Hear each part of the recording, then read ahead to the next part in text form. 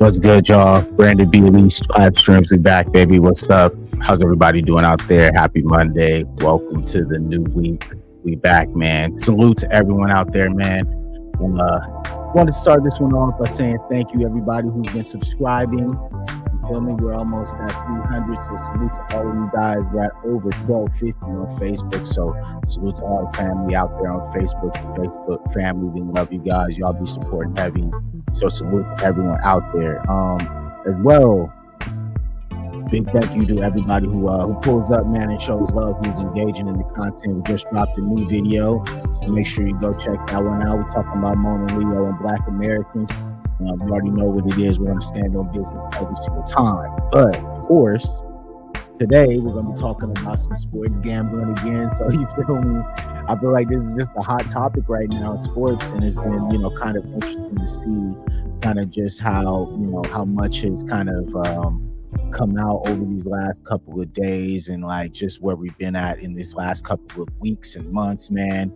This entire year, man, sports betting has just, I don't know if it's blown up or if maybe there's just a lot of scandals that have been happening, but it's insane to see kind of what's been happening lately, you feel me? And so, of course, here on Elite Live Streams, we're going to, make sure that we're keeping it real and we're bringing you guys the facts. And so I came across a pretty interesting video that I was watching by, I'm really into MMA, if anybody doesn't know that, you know what I'm saying? Kickboxing, jiu-jitsu, I did that for a few years, getting there, staying fit, staying ready.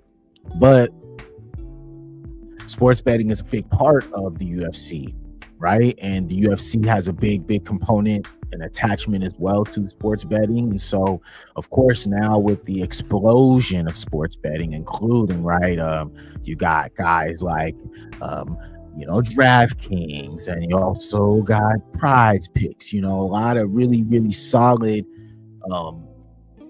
they're part of our everyday blogosphere here on the internet. Everybody goes online and they're using sports betting, and every single ad is either for a sports bet book or it has something to do with sports betting, right? And so I think, kind of us, we've been talking about this. We like the fact that we were kind of ahead of the curve than other people, when it came to just kind of seeing what was going on with this whole sports betting and just, kind of the play that a lot of people are buying into and a lot of people are, kind of supporting, right? It's in our face every single day.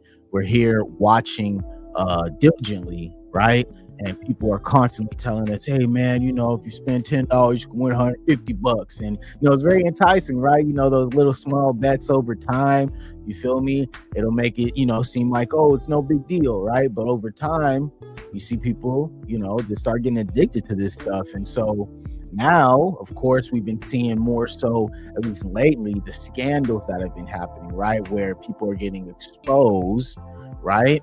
They're getting exposed for those same, tactics that they were using back when the mafia was first beginning, right? People rigging up games, a lot of things that are getting, kind of manipulated because now there's money involved. There's people paying money, right? And so I think when I started to kind of understand that part and be thinking to myself, like, man, like I know for a fact that there's no way that if, there's going to be sports betting, that there wouldn't be some sort of attachment with the mafia, you know what I mean? And them being able to still have, a hand in this, right? And they have, clearly a huge hand still in betting because, like we just saw, them brothers just got indicted in the NBA, right?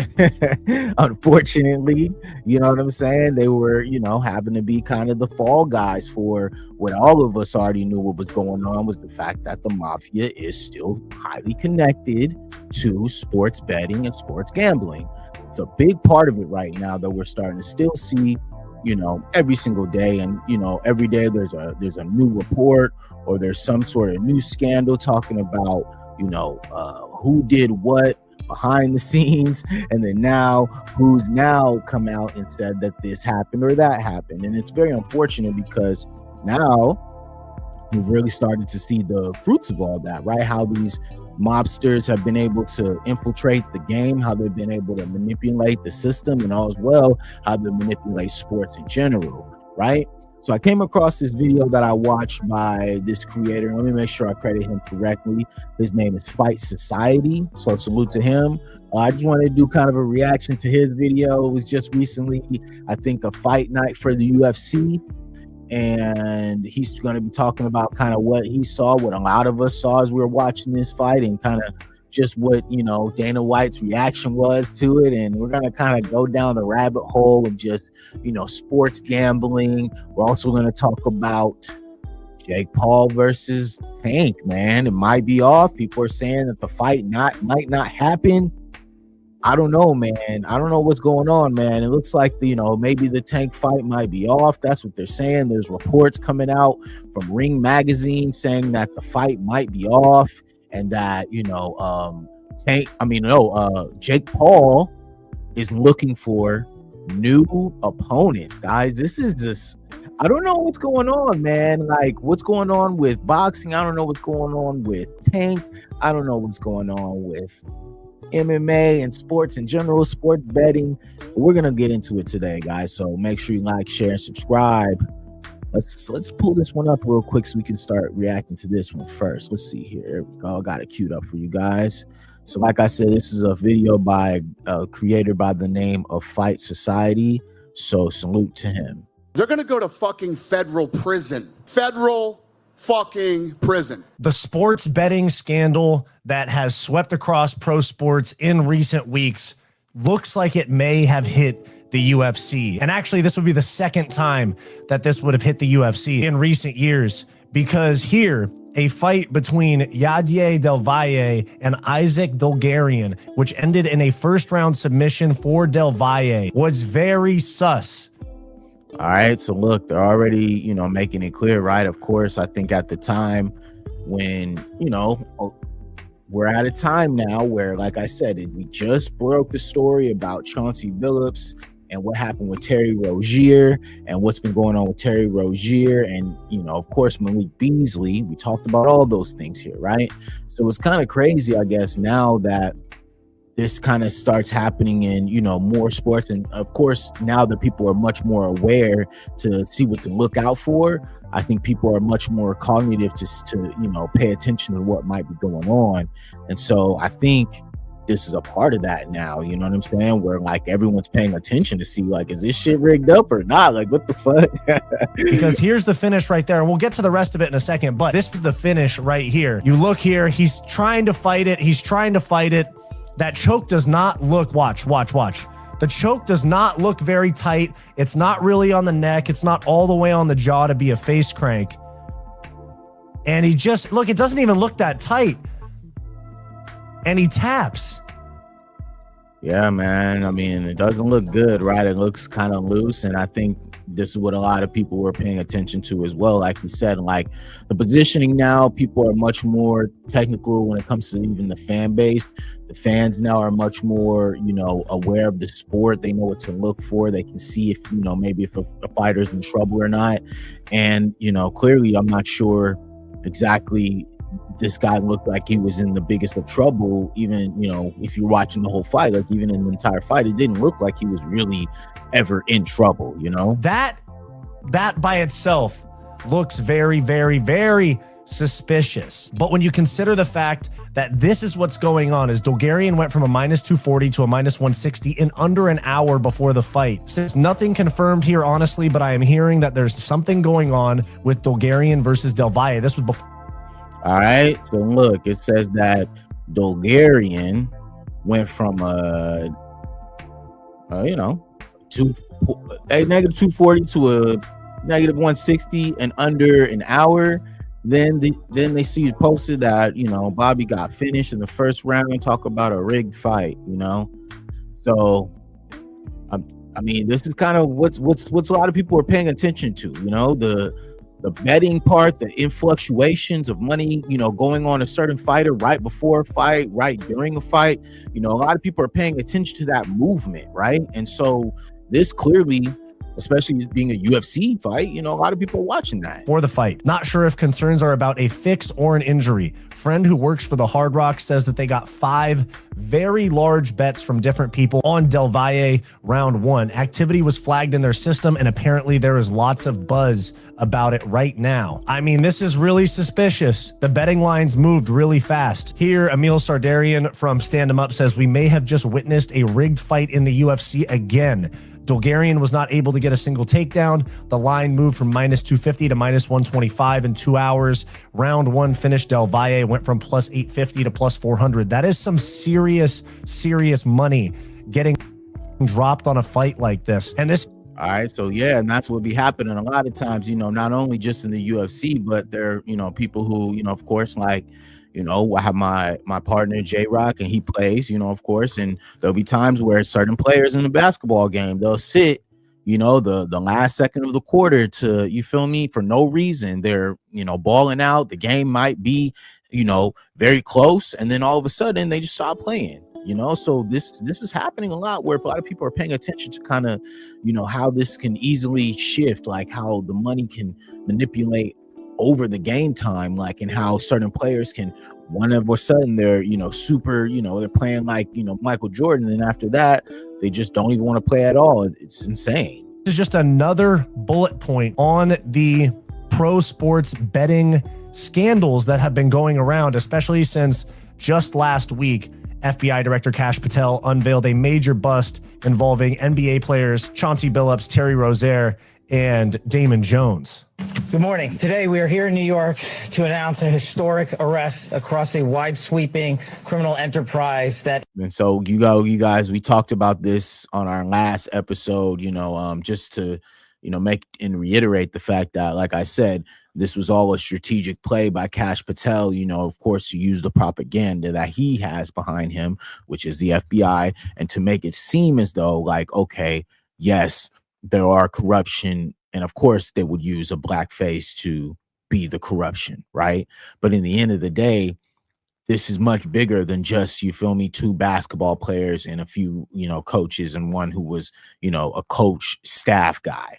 All right, this is actually about the entire Italian mob manipulating professional sports. Okay, like, this is bigger than just, you know, a few guys who, you know, we may or may not know who've played, you know, basketball at one point. This is bigger than that. This is infiltrating now to all sports. And like he said, like, this isn't the first time that this has happened in the UFC. Okay, there was also another instance where this happened as well, but this was the most recent one, given the timing, right? The timing of it all is so insane, right? Because, like, who knew this would be that timing, like, out of nowhere, right? Like, what the heck, like, out of nowhere.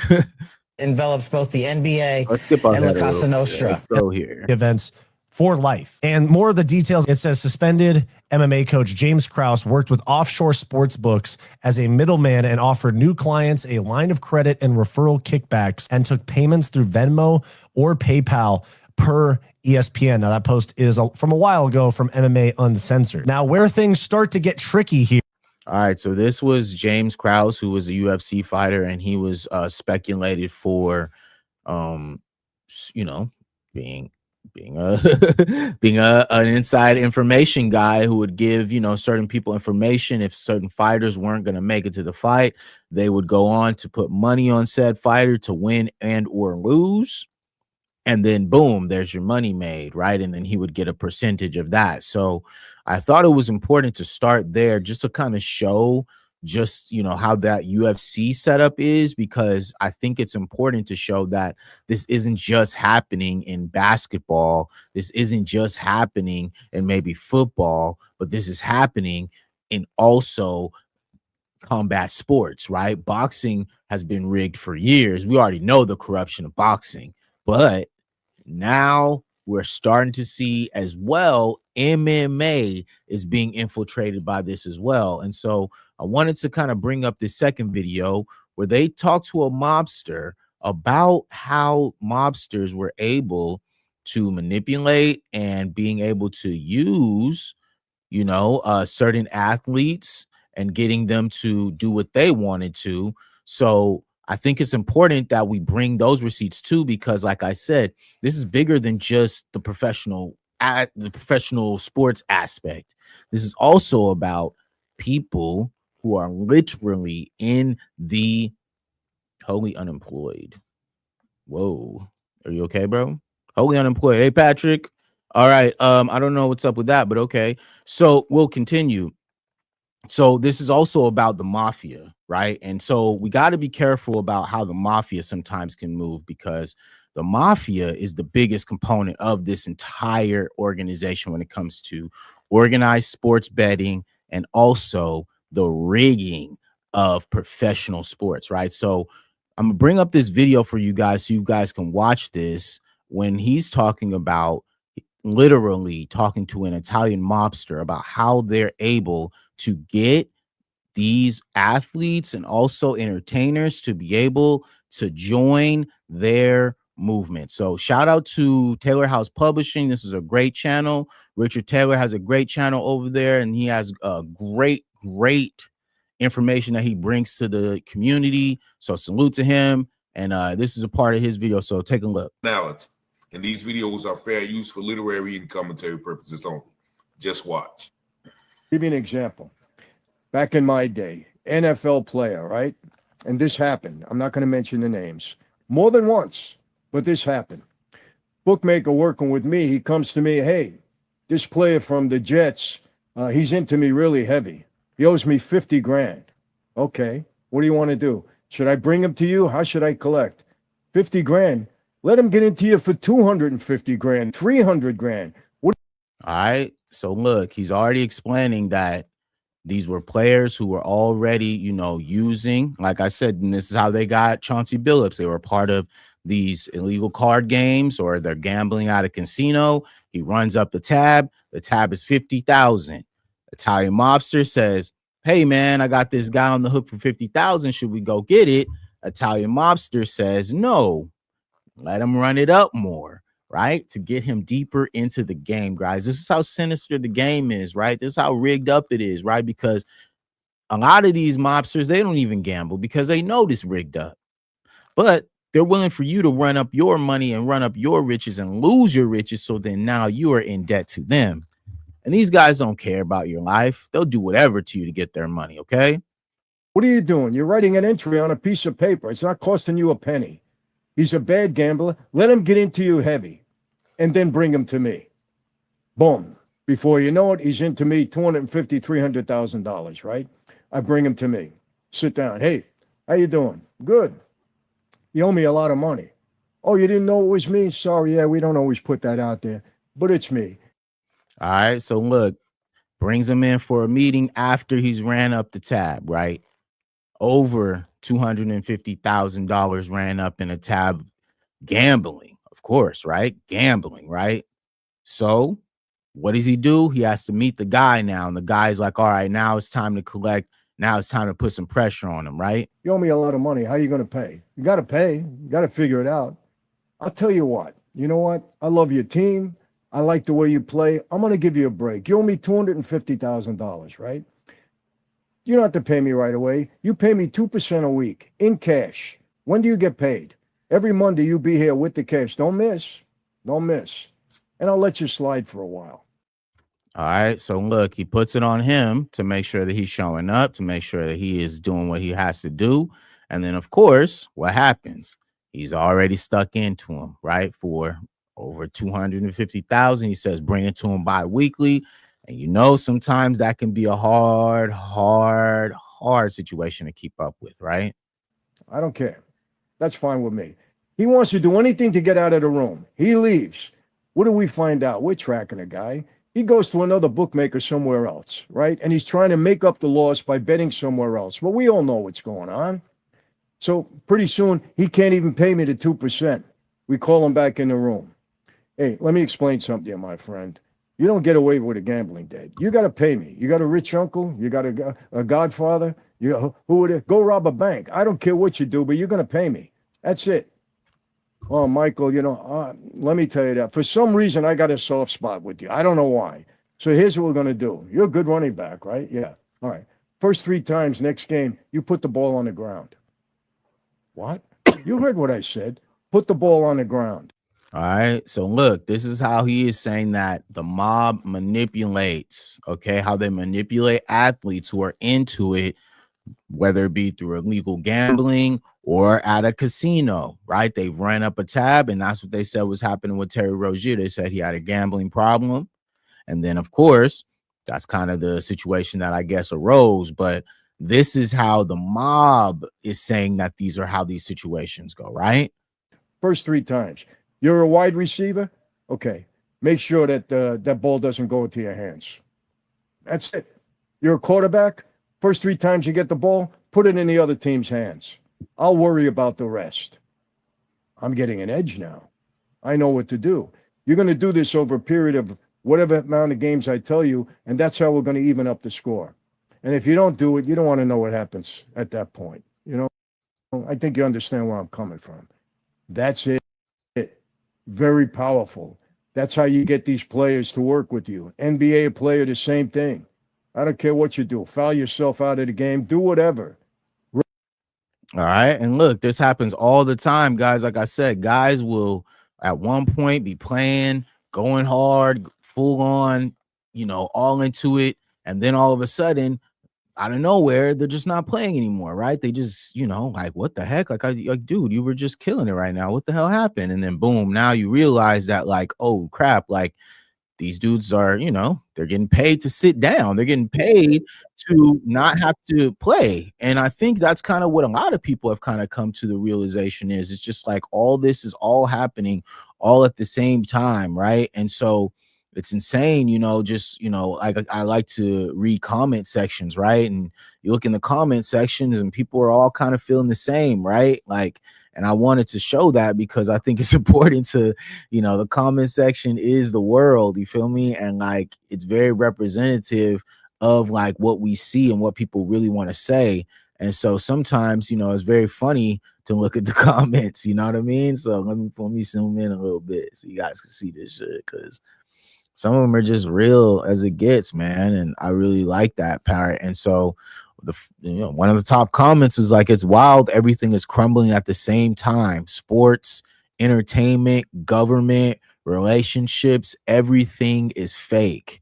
And I couldn't agree more. Like, we have reached a certain peak right now, especially just in kind of maybe the sports realm or the entertainment realm, where everything just seems fake again, right? It's not real. Like, you know, there's no way that all this could be real, especially when so many people are betting money and then you see so many people losing money, and it's in the most weird avant-garde ways. Like, a lot of people genuinely do not enjoy it, dude. And so you gotta sometimes laugh, you know what I mean? Like, when you see these kind of comments, man, it's just like another guy said, even DC was in disbelief about how the fight finished. He went off at the lack of basic hand fighting to choke.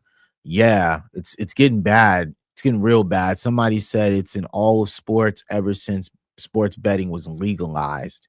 And this is just true, guys. Like, it's really getting bad out here. Like, I mean, what can people say? Like, the tide of online betting is absolute AIDS. It just preys on dumb people or addictive personalities. It's disgusting. This is facts, man. It's definitely, I think, you know, I don't want to say it's peaked because you just never know right now with like with like, you know, the output of what people think, or like even with society, you know, who knows if we've reached like the lowest of the low.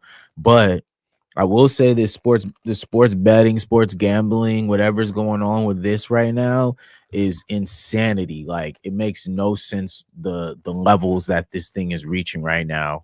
And it's been interesting to watch. I'm not gonna lie to you, because we're all here kind of just peeping the game and, you know, trying to all make sense of kind of what's happening and what's going on. But it's been very interesting to see kind of like where, you know, we're kind of at right now. And it's like, it says, you know, there's another comment right here that says, every fighter that gets signed to the UFC should get a yearly $100,000 check to start, plus an individual show and win fight purse that are currently in place. So the legal minimum will be $100K per year. Yeah, man. That's the point, is a lot of these fighters are getting paid to take dives because they just don't make enough in the UFC. A lot of these fighters are making, 25,000 a show, 25,000 to win, and that's just not enough. That's not going to cut it, for a lot of people who, have to pay fees for training, they have to pay fees for travel, their team. A lot of situations in this world are definitely not like a certain, I don't know, outlook that a lot of people want to think. It's not as easy as a lot of people think when it comes to fighting. Like, there's a lot more investment from the fighter than there is sometimes from the actual like UFC. And so that part plays a part, and I think, and to kind of, the next topic, you feel me, which we gonna talk about Jake Paul versus Tank Davis being canceled, man. It's not looking good for old Tank. I don't know what's been going on with Tank lately, but he's been getting into it with, a lot of his, female counterparts, and it might cost him this big fight, what y'all said, you know what I mean? I dropped a video talking about it on both channels, so y'all make sure y'all go check that out. It was my fight, preview for the Jake Paul versus Tank Davis fight. So I got those up on my channel. Also got, a lot of really good responses over on my Facebook account where I dropped that video. It went pretty good. You know what I'm saying? Got some great views, a lot of really great engagement over there. But the main consensus that I got from that was a lot of people were saying that, Tank was just getting his money, and why does it matter? Whatever the case may be, let him get his money. So, okay, cool. Then let Tank get his money. That's fine. But now, what are we starting to see? Now we're starting to see that, oh crap, yeah, it might not look too good, man, because Tank is, getting into some issues, and he's got, this girl that he's, kind of, I don't know, dating. And so now, Jake Paul's company is reviewing domestic violence allegations against Gervonta Davis. All right. This is from Ring Magazine, guys. This is a credible source. All right. So it says Jake Paul's promotional company hasn't determined whether he will move forward with his November 14th fight against Gervonta Davis, all right, because of his most recent domestic violence allegations made against Davis, all right? So today is November 3rd, guys. So, we got 11 days, man, before this fight, and it's not looking good for Gervonta right now. It says Most Valuable Promotions co-founded by Paul and Nakisa Badarian are reportedly exploring options to replace Davis based on the civil lawsuit an ex-girlfriend filed against him this week. Netflix is scheduled to stream their highly publicized cruiserweight exhibition, right, from Casilla Center in Miami. Most Valuable Promotions made a statement saying that immediately initiated investigation upon learning a civil lawsuit against Gervonta Davis in Miami-Dade County on October 30th, 2025. MVP announced in a statement that at this time we are gathering information and we are reviewing details to ensure any decisions we make is thoroughly vetted. We unequivocally condemn any form of violence and are committed to handling this matter with diligence and respect for all involved. We will make the determination on next steps once we have completed our review and consulted with an appropriate parties. Until then, we will not be commenting further. So, I mean, this is kind of where we're at, man. It doesn't look good. I mean, they're kind of, trying to make sure that they're staying, consistent and away from, I guess, what may potentially happen with Gervonta. But I must say, this is quite surprising to me. I'm not going to lie to you guys. It's very surprising to me because I thought this was going to be Tank's like golden situation. Like, I thought he was going to take this and like run with it and just like become like whatever he was going to become after this. Like, maybe he was going to make the, couple hundred million they were talking about that he will potentially make. I thought that was going to be the next thing, right? I thought that was going to start coming, but it's been very interesting to kind of see like that. I don't really know if it's going to pan out how Gervonta really thought, like it doesn't look like this is going to turn out in his favor, like, I mean, the money was definitely there. The money is there, but he can't keep himself out of trouble. You know, he just had another situation with his baby mother. I don't know if this is the same girl. Like, I can't keep up at this point. You know what I'm saying? Because there was, you know, plenty of situations that we saw on social media. I won't mention them, of course, but it just kind of speaks to a certain behavior that we've started to kind of see from Gervonta that I just personally don't like. And I think he really needs to work on it. I'm not sure exactly what is going on with him and maybe the relationships and the women that he's choosing, but this is now going to cost him one of the biggest fights of his career. And, you know, like I said, like I already made a video about this. I made a few videos about this. And so, you know, like I said, the response was just like, oh no, let Tank get his money. Like, don't, you know, don't be hating, blah, blah, blah, blah. And it's like, I'm not hating, but I just thought the fight didn't make sense. And of course, people are going to have their pushback, whatever. But now looking back and all this happening, I don't know what's going on, man. Like I said, if this was what Gervonta wanted, right? This was the fight that he was going to use to, you know, get him to the level that he wanted to be, right? Remember, everybody's talking about that, you know, he's going to make this money. He doesn't need to fight Devin. He doesn't need to fight Shakur because he's going to be making more money than all of them. And da da da da da. And now, look, now we have nothing to say for this. Right now, we have Tank out here just lost in the sauce, man. It's very, very evident that this could definitely turn into something, you know, and it's not looking good for the fight. Like I said, we have 11 days until this fight is supposed to be happening. I don't know if the PR, from a PR standpoint, right? From a PR standpoint, I don't know if it would look that good on Tank to be in this scenario, right? Where he's, you know, about to fight, make a big payday. And there's also someone who filed a civil case against him for DV. You know, it could definitely not be the best, you know, option that, you know, I think a lot of people would be surprised to see what happens from this, right? But you never know in these scenarios, right? So I just want to hop on here, man. Quick stream. You know, I'm going to definitely be on here a lot this week. We're going to be, you know, dropping a lot of video, dropping more content. I got a lot of stuff dropping this week. So make sure you guys look out for that. Definitely going to be live streaming this weekend. So make sure you guys are locked in. Make sure you're tuning in, guys. I appreciate everybody who's been showing up.